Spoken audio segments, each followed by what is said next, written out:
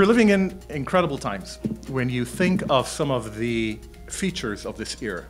Advances in engineering and technology, advances in medicine, new business models of disruptive technologies that we had never heard about before, even imagined possible. This is a topic that, in any of the fields that I've just mentioned, have an intersection with decisions in ethics. I would say the most important ethical issue facing us related to medicine is one that's been around for a very long time, and that is lack of access to health care for all. There are two types of ethical dilemmas that you face in business, one of which is organizational, and the second of which is personal.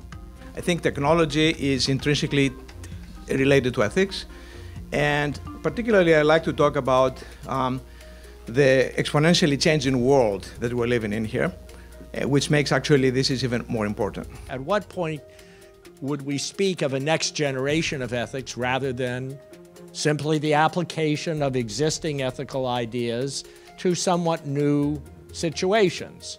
I'm going to shift from just the Internet of Things to the notion of anything with software in it should be of concern to us, regardless of what it is, whether it's an Internet of Thing or a thing of the Internet or something else. Those decisions resulted in a lot of ethical dilemmas or questions that needed to be answered. How thorough do you make the pat-down process?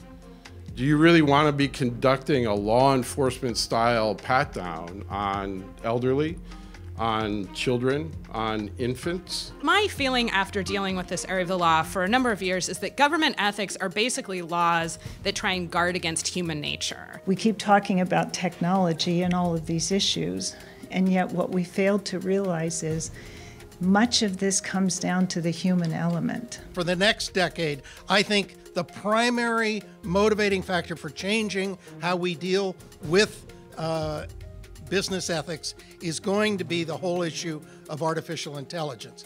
And being in Silicon Valley, we constantly are confronted with this in trying to figure out how this is going to change corporate behavior. The area that I'd like to touch upon is the crisis and the inflection point we are around trust right now. I think you're seeing a lot of conversation around trust in institutions, trust in governments, trust in leadership. Right now, trust levels are at their lowest levels in decades. How can you make 80% or 90% of the organizations in this world act in the way that I think individuals are prone to act when they're acting as individuals? I always think of ethical behavior in biology as the engineer making the tools that perhaps can put the physician in a compromising decision-making position. What you see is actually a video that was part of a front page LA Times article. He took a single photo of the LA Times writer and instantaneously created a digital puppet of him that he can control with his own face. Photoshop made you doubt images that you were looking at. What they've done is they've created a technology that will make you doubt video that you're seeing in the future. Google noticed me and hired me, and in that moment I actually asked myself, is that really what I should do if I want to stand up for good practices in that field? I said, well, there is a case to be made that it's better to be inside and actually see what's going on than to watch from the outside. And all I can tell you is I made a promise to whistleblow if I see something bad, and I'm still there 8 years later. People of my generation, which is quite a long time ago, often think of artificial intelligence as taking problems that humans already solve, for which there is a human template for the solution, and implementing it in software and making it automatic. Okay.